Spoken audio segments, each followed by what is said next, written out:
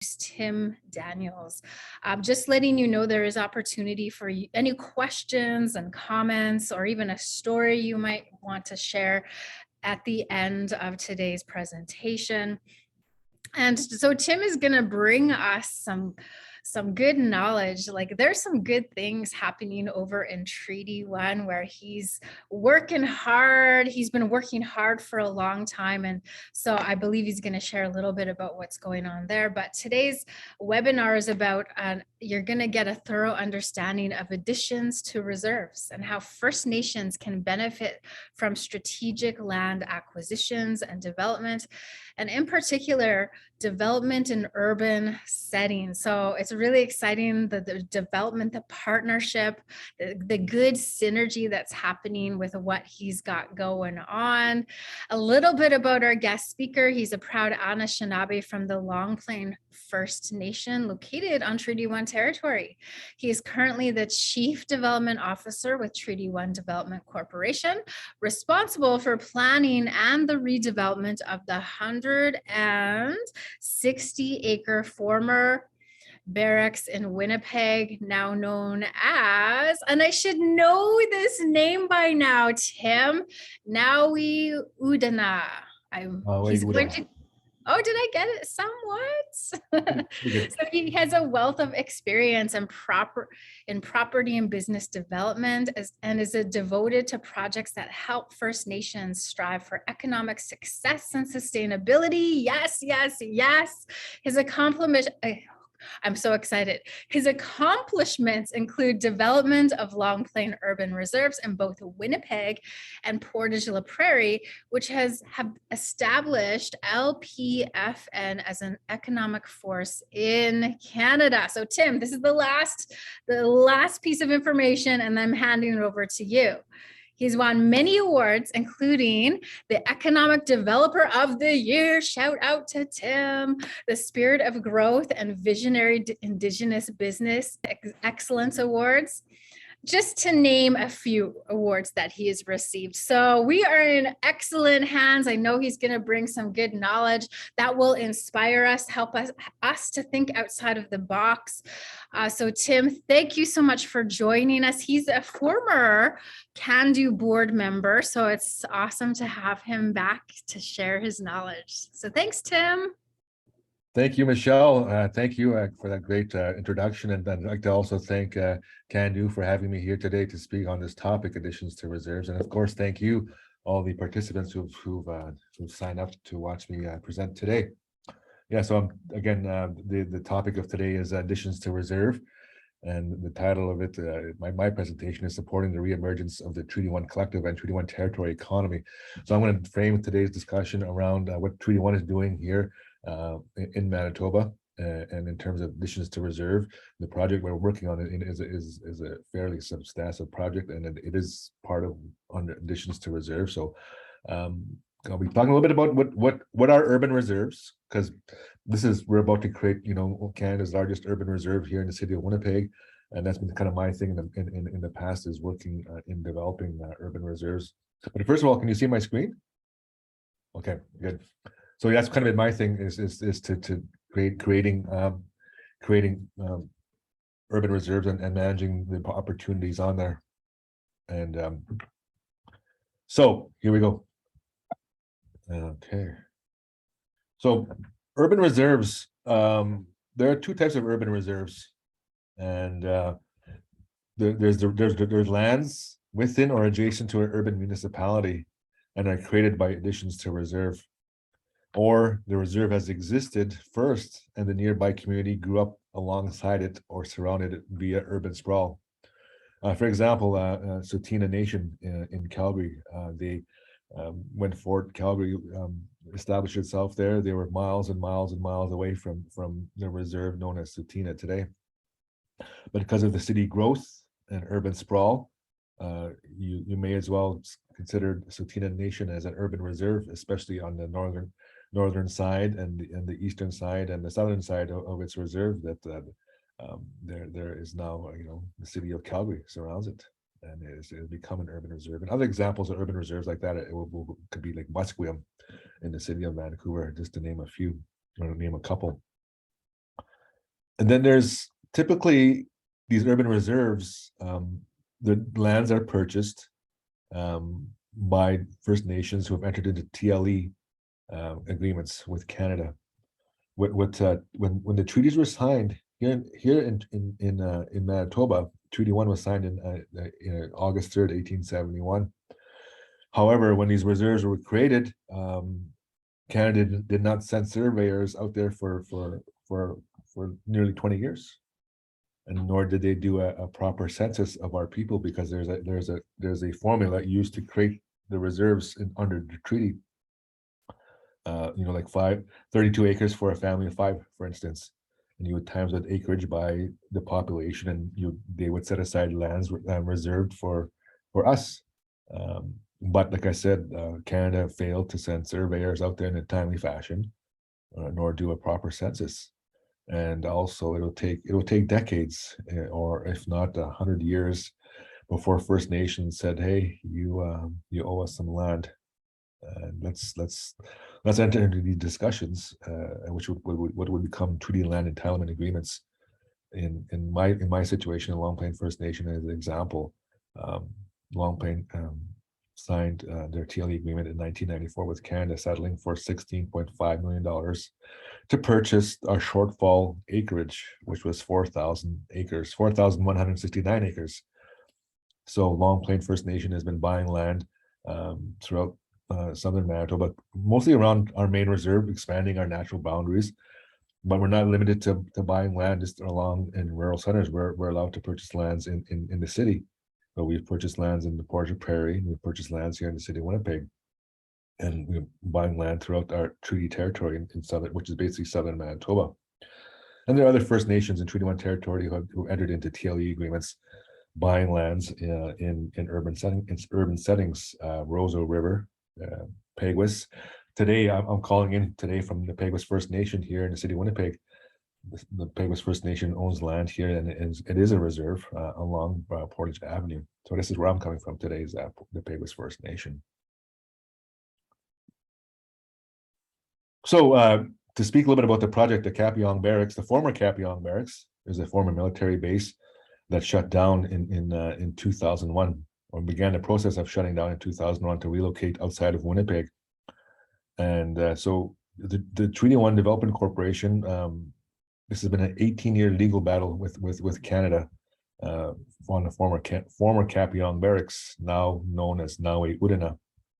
So it was in 2001 that Broken Head and Long Plain laid claim to the lands, that we have treaty land entitlements to buy lands with our dollars, when we're also should have first right of refusal on federal surplus lands. So that started the legal battle in 2001, when Long Plain and Broken Head laid claim to those lands. And in 2015, after losing 2 times in court, the Federal Court of Appeal decided that Canada owed us, Long Plain and Broken Head, and Rose River and Swan Lake, who also had entered into TLEs, that they were owed land. So then they failed the duty to consult. So we won the case, meaning that now let's negotiate for the lands of Naawi-Oodena, or the former Kapyong Barracks. So in 2008, an agreement principle was signed with Canada, and a year later we signed a comprehensive settlement agreement. The comprehensive settlement agreement is basically our additions to reserve guide. There's a lot of deliverables that we need to fulfill before this land that I'm talking about will become a reserve.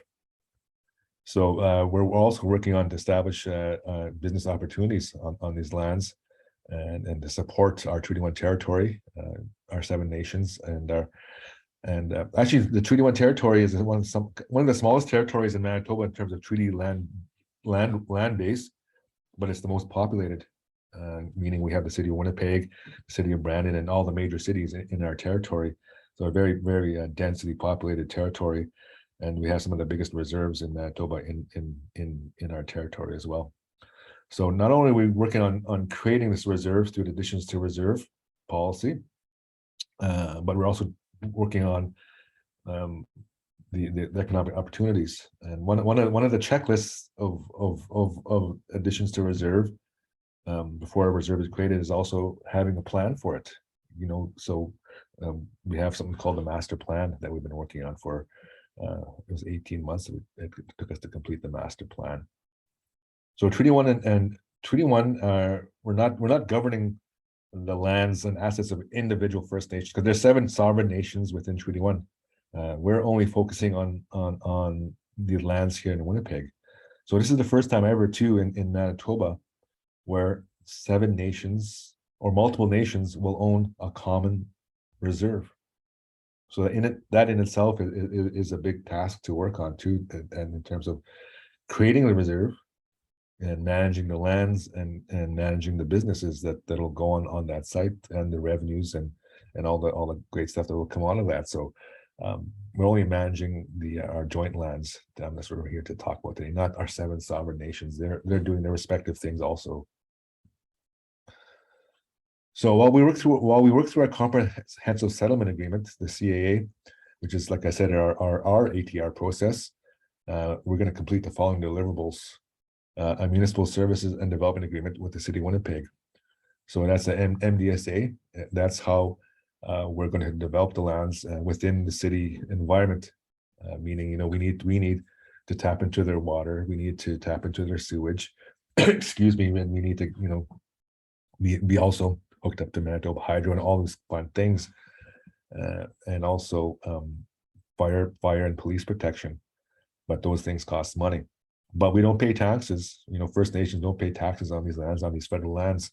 So it's a formula set out to work with the City of Winnipeg to compensate them for their costs and not so much taxes. We don't call them taxes in our agreement. They're like fees. We're paying fees for service. And actually, we got one of the best municipal service agreements in Canada. We're only paying 65 cents on the dollar, and because managing 160 acres of land is no easy feat as well, and it's gonna cost us some money. So Treaty One will retain some of those dollars to manage our lands. And also, before like you see about 6 steps here, but actually there's about 25 steps, and 25 steps that would take you about 7 years to complete. In a high profile project like this, it will take you 7 years. Typically, Long Plain took 7 years to create the reserve here in Winnipeg. Peguis took 6 years to create the reserve here in Winnipeg. This one here will be created in about half the time, only because we have a staff of many here working on the project. And this is a really big high profile project in the city of Winnipeg. But you have to have clean land, right? So there's a lot of environmental work that has to be done. Some environmental studies will have to be done, and also an environmental disclosure agreement. So Department of National Defense, they're the current landowners. We worked with them to to come together on an environmental disclosure. They demolished the land, and they took all the buildings out and made sure that there's no contaminants. But should there then be any future contaminants be unearthed from now until the future, Department of National Defense will be on the hook for any costs of remediating those contaminants or anything regarding the environment. So before a reserve is created, those things have to be worked on in the environment. And of course, I spoke about the master plan. The master plan outlines how we're going to design the site, the proper use of commercial versus residential, and how the traffic flows and the sewage and water inputs and so on. And so that was not a big, huge undertaking with the city. We worked with all the city departments to come together with a site that is seamlessly integrated into the urban setting. This site is actually located between the 2 richest neighborhoods in Winnipeg, in Tuxedo to the west and River Heights to the east. And here's us right in between those two neighborhoods. So you got to have a good plan, and so we designed a very comprehensive master plan. And by the way, too, I want to mention that the 160 acres we're about to develop here in Winnipeg, we're sharing that space with Cando Lands Company. That was negotiated through court because at the beginning, when Canada was going to shut down that army base, the whole Canada Lands Company was going to redevelop that site, and that's when we stepped in and said, no, that's we want those lands. So there was some give and take on the negotiations over the years of Treaty 1 in Canada. So Canada Lands will occupy 32% of the lands, and will occupy 68% of the lands. So we worked closely with Canada Lands on our master plan, and it's actually a good learning exercise for us because they have 25 years experience in redeveloping former military bases in Calgary and Edmonton and Nova Scotia and all points in between. So very experienced in redeveloping former army bases. Another part of the additions to reserve is addressing the third-party interests.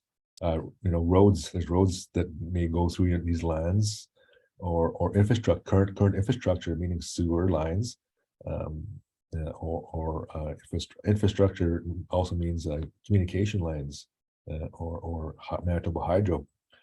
So these things need to be satisfied too, these third parties, in terms of, because you're kind of taking out those lands, and you're bringing in a new land owner, and that's Canada or the First Nations. So third-party interests have to be satisfied before a reserve is created. And also in our CSA, it includes a co-management agreement and governance structure, because like I said before, this is their first example in Manitoba where there are 7 nations that will be managing these lands.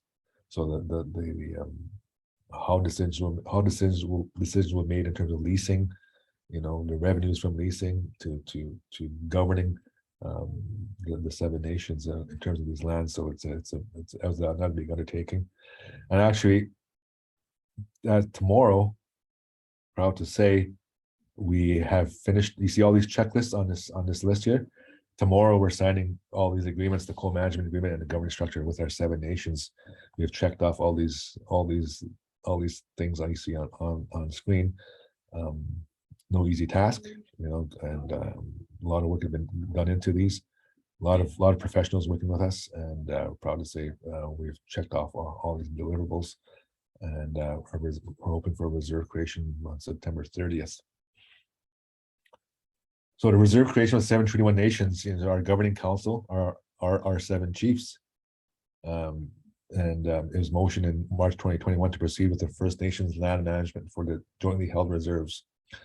Now there are there's kind of like two land regimes to manage lands. There's the Indian Act Way, or there's the First Nations Land Management Act. So Treaty 1 has chosen to go with the First Nations Land Management Act to manage these lands.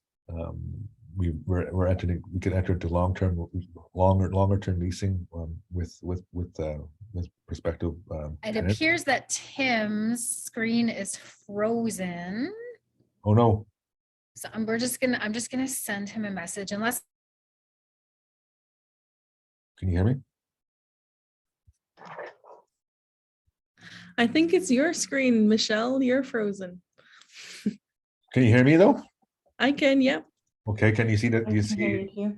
Okay, do you see the reserve creation with 7 Treaty 1 nations on screen? Yep, I see it. Okay. Okay, so we've chosen to go with the First Nations Land Management Act on these lands. And so the Treaty 1 is working with through this comprehensive settlement agreement.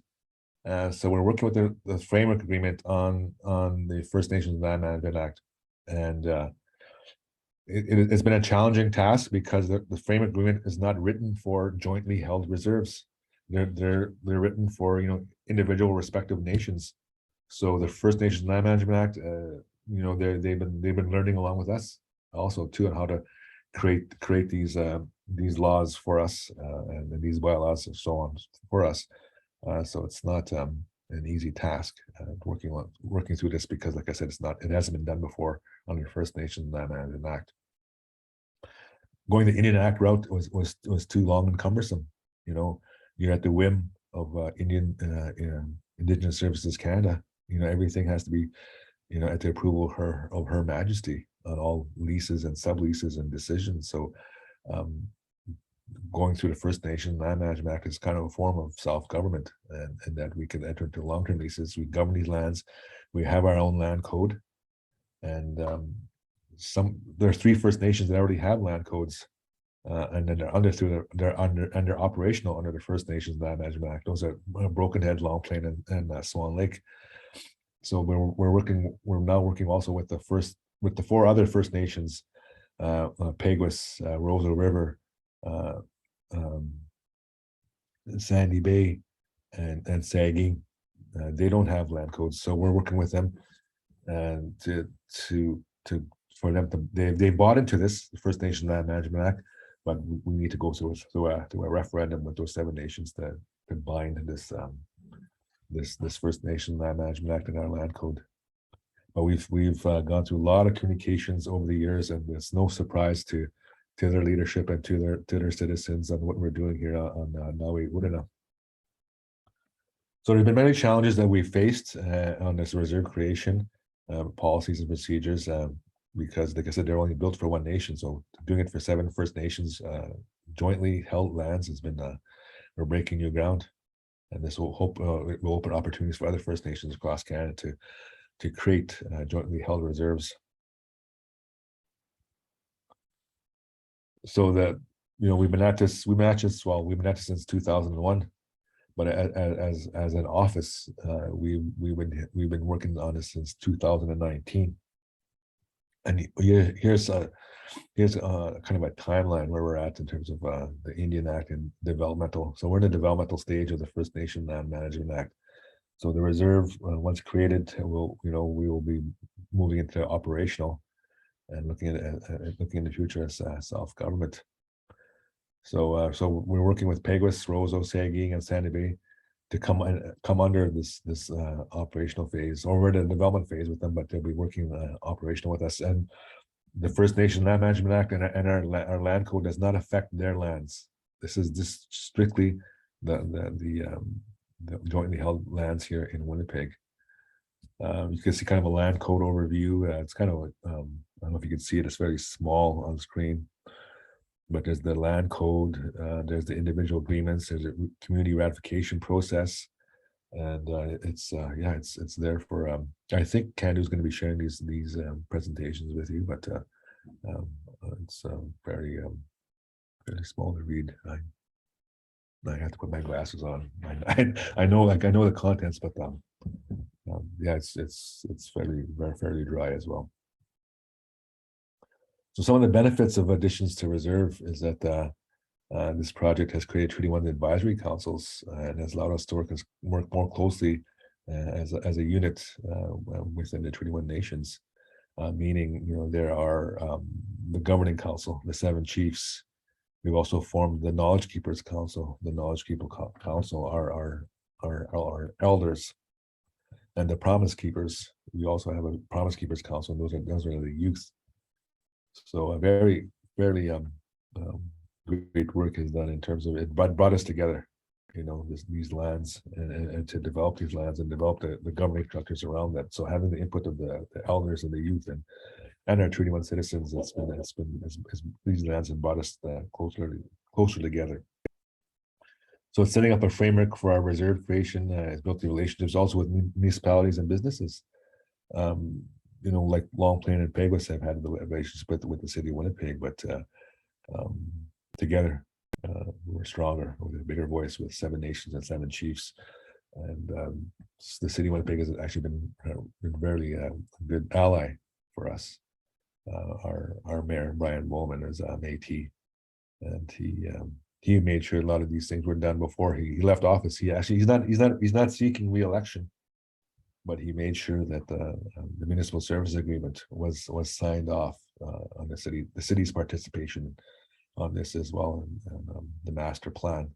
Very cooperative with his administration and his programs of the city, and of course the businesses. Not only there's a lot of benefits and indirect benefits of working with First Nations and development of urban reserves. So. We've met a lot of new businesses and things, but also making new relationships. So they're going to be benefiting from this project as well. And the First Nations land management, so it allows us to manage our lands with best practices, learning from municipalities and other First Nations. A very strong team here at Treaty 1 from all of us who worked at through municipal relations for our respective nations, our respective urban reserves. There's urban reserve in the city of Portage, Prairie. That's Long Plain. There's urban reserves in Brandon. There's urban reserves in Winnipeg and Selkirk and Thompson and the Paw and Swan River. So there are many. There's about 10 urban reserves now, if I'm not mistaken. 10 urban reserves now in Manitoba, and there's a bit more. There's more coming. And the lands that we're talking about here in Winnipeg, it's not going to be the last of our lands. There'll be other urban reserves in Winnipeg jointly held by Treaty 1, because part of these lands is that is called Route 90 or Keniston. It's a major thoroughfare in Winnipeg that divides Winnipeg north, east, and west. Heavily traveled route, but poor planning for Winnipeg, that they only had 2 lanes going north and south. And the funny thing is that traffic bottlenecks on our location. So the city has not been able to expand that roadway until the land ownership problem has been dealt with. And now that they know Treaty 1 is going, those will be Treaty 1 lands. We also have a discussion with them on the widening of Keniston, and we've agreed to work with the city of Winnipeg to widen Keniston, and we're giving up 8 acres of land to do so. And what we're doing with the city of Winnipeg is we've agreed to do some land swaps. So we've picked out some strategic locations in Winnipeg where there will be future Treaty 1 reserves. So that's not just these lands, but there'll be more lands in Winnipeg, and not acre for acre, but for value. And the value of those lands are quite high, where the Treaty 1 lands will be. Here's an image of the concept plan. It's a like 18 months in the planning, the concept plan. But this is a tabletop version. Concept plan printed through a 3D model. We have I work with a planning and design manager and architect, and he has a team that put this together. So it's available on our website, treaty1.ca, treaty1, not the number 1.ca. It's available on our website, the master plan. And we're also working with an Indigenous group to work on Indigenous design guidelines for the entire site. Meaning, excuse me, the look and feel of how this site will look like, even the scent, how it's going to smell. I always talk about this. I'll share a quick story. When we started at Treaty 1, we traveled across this country looking at different examples of urban reserves from the East Coast to the West Coast, and we landed in Member 2 First Nation in the city of Sydney, Nova Scotia. Great example of what they're doing over there. Of course, we wanted to see the ocean. Take us to the ocean. So a guide took us out to the ocean. And when I got out of the cab or the vehicle, I expected to smell ocean water and fish and all that kind of stuff. But as soon as I opened that door, I smelled cedar, a big whiff of cedar. And cedar, if you know what is one of our medicines, right? And had great memories of medicines, because my grandfather was a medicine man in my community, and he would burn cedar to bless his room before he started his ceremony. So it reminded me of my late grandfather, that scent. But yeah, so even the smell has a great significance in terms of this site. So we're working on those things in terms of the plants that we're going to grow on the site. This is a great walkable retail and restaurant area. Like this whole site we've designed to, you could live there, you could work there, you could play there, you can go to school there, you could shop there, get your teeth cleaned there. So we're building a community within a city. There's 3,800 residential units on the site, meaning resident, like meaning single family or mid-density housing. apartment buildings. So 3,800 doors, family of 3, for instance. That's over 10,000 people that we're designing a community for. So it will have an indigenous character to it and reflect the values of our 7 nations. 15 years to build. And if you have an iPhone, I invite you to go to the App Store and you search this Treaty 1 urban development, and you'll see that icon there, Naawi-Oodena. It's you'll see this model on your phone. You just need a flat surface to navigate on top of that tabletop, and you can zoom in each of these buildings. It's great presentation materials. There's 5 parcels of land on the site. This is 8 acres of land, and we want to start construction. We are going to start construction on these projects in a month or two. The first one will be a gas station. That's on the bottom right. Gas stations are very lucrative for First Nations on reserve in particular in Manitoba, because I'll use the example of Long Plain First Nation, where I'm from, and a project I worked on. The Petro-Canada on the Madison Reserve here in Winnipeg now has the distinction of selling the most Petro-Canada fuel in Western Canada. It sells 17 million liters of fuel through that little gas station. And tobacco, there's tobacco agreements with First Nations in Manitoba, where the province rebates First Nations $60 per carton of cigarettes sold. And that gas station sells 1,000 cartons a month, so it's getting a nice check from the province of Manitoba for every month. And other things we're working on a gas station on this block A. We call it the 8 acres of land. Is an oil change building, building business, but they'll also have changing your tires, the tax-free tires. That's really cool.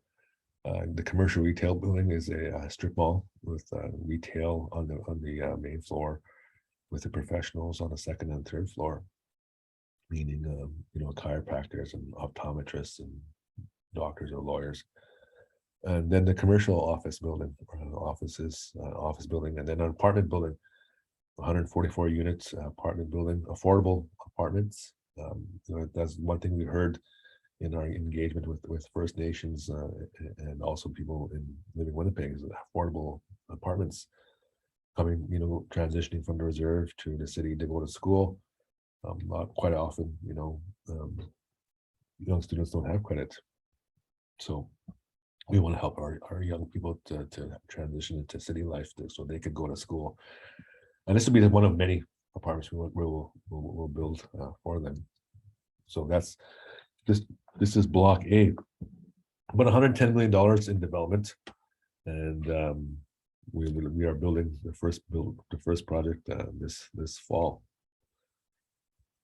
So we've learned from the best in terms of what we've seen across Canada, and we've traveled coast to coast. We went, like I said, we went to Membertou First Nation. We've been in West Bank First Nation. We've been in Tsuut'ina First Nation, and a lot of points in between, and also in Vancouver. So some of our network includes the Treaty 1 advisory councils that I spoke of, Indigenous Service Canada, and Department of National Defence, Canada Lands Company, the City of Winnipeg, and the universities are very keen on this project. So they like to, especially the planning and design students, they've taken this on as projects, a full-term project for them. So we've seen some great designs coming out of our University of Winnipeg and Manitoba.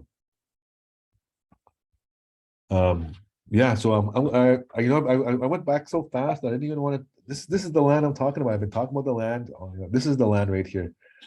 Hopefully you can see it. There's 5 parcels of land, and this is a full build out, the conceptual build out of all the lands in here. So you can see some of the orange, pinkish stuff that runs down that major street. That's commercial, and then you see some purple buildings. That's a mixed use site, meaning again commercial and retail on the bottom with apartments, condos on the second, third, or fourth floor. Then we have the orange, and that's the mid-density housing. That's the townhouses and the apartments. And then we have some yellow coated, those are the smaller single-family homes.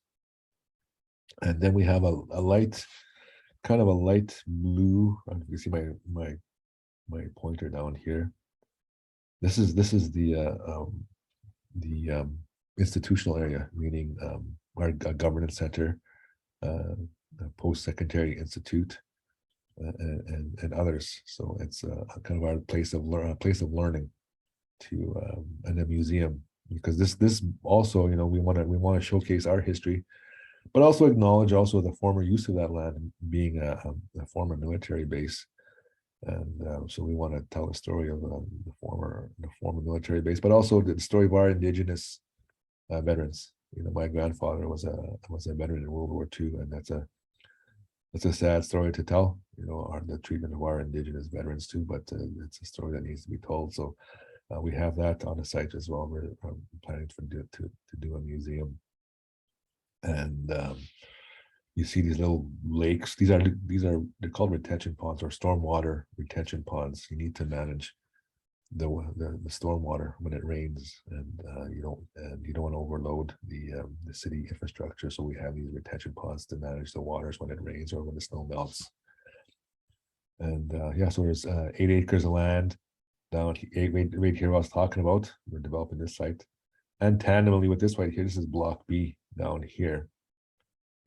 Medical facility, Powell Arbor hotels, a big large recreational facility down here. And this is another block down here. And yeah, so as you can see, it's a very big project, and exciting times here in the city of Winnipeg. And yeah, it's kind of additions to reserves, kind of a dry topic. So I hope I made it a little bit more exciting to understand and frame it around in terms of an actual project, because you know, additions to reserve, there's like so many steps. You know, there's you're working with the municipality. You know, that's one big thing to work on is the municipality discussions, and sometimes they don't get it. A lot of times they don't get it right away. You know, in my experience, in working with Long Plain First Nation. Long Plain First Nation was the first one to establish an urban reserve here in the city of Winnipeg, and we have 15 drafts of our municipal services agreement. The city could not comprehend our governing systems, that we are, you know, sovereign nations, and you know they couldn't grasp that. They thought we were a subservient government to them, and we had to bow to them on everything. And like, hey, wait a second, cities, you get your powers from the municipal act, which is provincial. We're federal, so they, you know, land codes and land development, they couldn't grasp at that. So you know, Long Plain had, you know, blazed the trail in those discussions, and quite often too, you know, like, you know, I was saying that these lands, you know, going to be converted to reserve in 3.5 years. Well, we have a staff of 20. We had the financial resources to do it, but in some often cases, it's an ECDEV officer working with a lawyer and a chief and counsel, and off you go, a small team. It took us 7 years to do the Madison Reserve here in Winnipeg. There's some lands in Portage, Prairie that Long Plain has bought for 20 years. It has not been converted to reserve, so that's a challenge over there. And back home in my homelands, because how to say it, I live in a racist riding back home in Portage, Prairie. No matter what federal election it is, that seat never changes. It's always blue. So dealing with those in back home in the Portage Prairie has been a challenge, and we combat the farmers, you know, and they're what they think of us, you know. So I'm not kind of going to go off track, but this is real life, real discussions that's been going on here in Manitoba. But And then there's great work done here in the city of Winnipeg, you know, in terms of our site here, 3.5 years to create a reserve. So I'm kind of giving you the you know, the 3.5 years here, but 20 years here in other situations. So there's a lot of work to be done in terms of municipalities, but they're we're paving the way for those types of discussions and how to do it. And we have a great communications team. We realized early on in the game that we need a great communications team. So we've done a lot of focus studies on our neighbors. You know, our neighbor. When we started off, we had a higher number of people disapproving of what we were doing, but only because there was no information given to them. After we did our engagement sessions here in the city of Winnipeg with them, and also our 21 nations, and started releasing more information, showing more graphics like I've shown you today, that showing not only, you know, what Treaty 1 is doing, but this is what how other urban reserves look in Canada and what they're doing. We won them over. We now have an approval rating of like 77%, and with about 15% undecided, and the rest were no. Where it was flipped before, it was like high disapproval ratings, but we've won them over here with all the great work we've done. A lot of, like I said, the focus studies, engagement sessions. When we released our 3 conceptual plans of our master plan, we had an audience of 8 million people watching us on TV or listening to us on the radio or reading about us in the newspaper. That was one day, 8 million people we reached. We have a province of 1 million people. So a lot of we need a lot of great communications. Yeah. I learned that from doing that for Long Plain, and that I wanted to meet my neighbors face to face, and which I met them and talked to them face to face. What are your issues? What are your concerns? And when we had to do a town hall meeting, you know, Winnipeg, I'm talking about the Long Plain, and we didn't get much resistance because I walked the pavement here in the city of Winnipeg around the area, meeting our residents.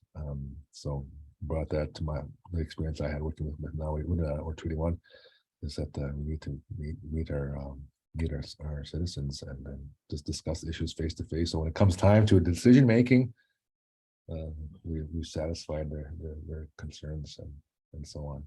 So any questions? Tim, that was so good. I feel like I cut out, but I'm back. Great. You know, if anything in this moment, you've just demonstrated that we are a people of story, we're a people of vision, we're a people of persistence. And this is just incredible what you have going on in Treaty 1 territory. There are questions. I've heard your presentation a couple of times. I've heard the story a couple of times, and I'm always inspired. And my spirit is just saying, yes, yes, yes. This is about collaboration.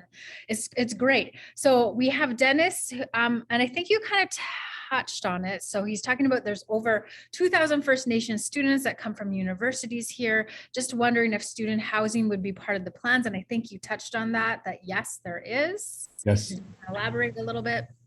Yeah. That was the very first thing on that when we, in 2019, we held a powwow on these lands, and we had our first engagement session, and that was the biggest thing was student housing, and even some of our staff here learning from themselves. Like we've lived on reserve, and we've moved to the cities to come to school, and it was tough finding places to live because you're not going to get a good there are no credit letters. You may be paying rent or you may not. Depends how your First Nation is operating their home. So trying to get those letters of credit, it's not going to help you. So we thought of our students, and we met with all kinds of students, actually, not only engineering students and arts students and architecture students, each groups, and they've all said the same thing. Yep. So yes. Truly, truly about the people. I love that. So we're going to open up the floor for any questions that anyone has. We have about 10 minutes. I feel like that's good time. So come on in, jump on in if you have a question, or put it in the chat box. That's welcome as well. We'd love to hear from you. I know I used to visit Winnipeg, or actually I lived out in that territory for a while, and all I knew was cold. It was so cold and windy, especially in the winters. But now Yes. I have a reason to come Yes. back to visit. You have thick skin living here in Winnipeg because you go from the extremes of, plus 40 to minus 40 here. So we have thick skin here in Manitoba. But there's a lot of good resources on this topic, additions to reserve. If you went to the First Nations Land Management Resource Center, there's a lot of great resources to view and download onto your computer about additions to reserve. There's a lot of, you could sign up for they do presentations as well. So there's a lot of great material there as well. First Nations Land Resource Center. They've worked with us here at Treaty 1-2 in terms of trying to help us in our discussions with Canada on our land code and through this process. So some great people working over there. Awesome. And you all are going to receive a copy of today's presentation, the PowerPoint piece. So that I think that that's going to be a really good resource and really helpful. So thank you for your presentation, Tim. Your knowledge, like the hard work that you put behind this. Oh, here we got a question here. So how did you decide on an apartment complex for the residential developments? And this question's from Kay. Well, again, it all goes back to engagement. We have surveys in the development of our master plan. We did a lot of surveys. We did about 5,000 surveys with our citizens within the city of Winnipeg, and also we commissioned studies, a residential study, market study, and as well as a commercial market study, because you need to find the proper mix of, like any community, you need a proper mix of things. You can populate it all with businesses, but we also need to satisfy. And we hear in the news about the housing shortage, and we're going to be facing housing shortage. There is one now. It's going to get worse and worse. So we commissioned studies to have the proper mix of residential and commercial on our site. And again, going to student housing is affordable. We need affordable housing for our students for them to not stress and just pay the rent. And we're working with CMHC to provide affordable housing for our students. So how it was decided, it was through engagement with our people. And when we released the first findings of our master plan, we had 800 people watching us live on Zoom one night, and that's where we gathered a lot of information, intel from people watching us, because they had to do an exit survey, and also they were polled all along the way. So heavy investment in engagement. Did you say 5,000 surveys? Yeah, over the time of releasing the master plan, we had over 5,000 surveys. Yeah. Wow, that's so a lot of data. It's a lot of data there. A big thick thing of data that's compiled, and actually, it's really cool to see it in a word bubble too. So there's somebody did all that data in a word bubble too, and that's what popped out is the widening of Kenniston, housing, affordable housing, health, education. So it was really good to see that word bubble. So not only are you reimagining, as a people, as a community, what an urban reserve could look like, but you're also responding to the needs, because the housing crisis is real, like among several cities across this nation and our community. So I think that is excellent. Yes. Okay. I think we got one. Affordable housing. I was in Vancouver last week. Yeah. Talking to developers in Vancouver, like, how can you afford to live there? A couple was paying $3,800 or $3,400 a month for daycare. Like, is it even worth it to work? So we're looking at those kind of solutions here for our site here now. We wouldn't actually we had a meeting with the province this morning. How can we better serve you on this project? So some of the things that are typically, doors are shut to First Nations. Well, we open those doors for us. Affordable housing, daycares, education. So we're having those kind of discussions actually this morning with the province. So yeah, it's a lot of things to think about, but we have a great team, and I can't sit here and take all the all the accolades. There's a lot of us here. There's 20 of us here working. I just get to be the face. I thank you so much. So yeah, in the comment box, there's a couple of comments like thank you, wow. I think Zen, I missed your comment up here. Great success story, a lot of hard work to get there. Very true, very true. All right. Well, thank you everybody for joining us. Like, what an inspiration. How exciting is this? In light of, tragedy that's going on, in our communities and nations, there is this good stuff. The Cree word, miyasin, there's good stuff. It's good that's happening. So thank you for bringing this today, this good news that we get to hear about what you're doing and involved in, Tim. So thank you so much. We really appreciate your time and what you've shared with us this afternoon. So there's Tim, his email. Yes. In the chat box. I don't know if you want to, I didn't know whether or not I should bring this up, but he's TikTok famous. So you also follow him on TikTok. Here's this man who walks with good balance, this journey, what it's all about. And if you follow him on TikTok, yeah, I give my handle there. Indigenous humor. Buckskin Shorts is my handle on TikTok. Oh, he cracks me up. So this is awesome. So thank you everyone for joining us, and we hope to see you again very soon. Tim, thank you. Hi. Thank you, Miigwech. It was great to see you all. Thank you very much. Appreciate it. Peace.